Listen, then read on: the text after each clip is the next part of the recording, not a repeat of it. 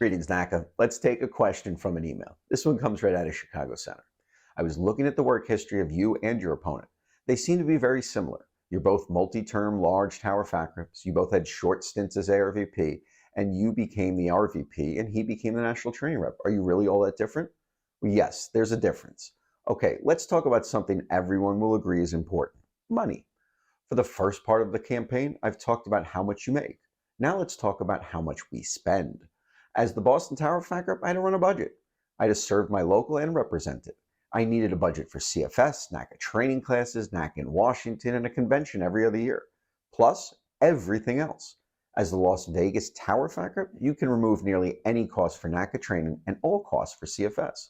Those two things are the two most expensive line items in any local's budget: CFS and training, and he didn't have to worry about either one of those. Little teaser, in a couple of weeks, we'll be running a video talking about the 2018 convention in Philadelphia.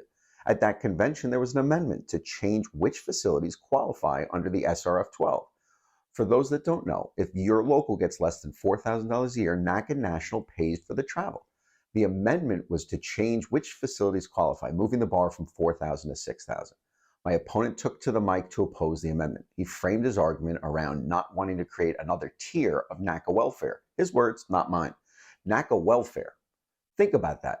The guy who doesn't have to pay for training or CFS because those things are in Las Vegas, and his facility is in Las Vegas, thinks that our lowest income locals are welfare sites, and he doesn't want to expand that welfare.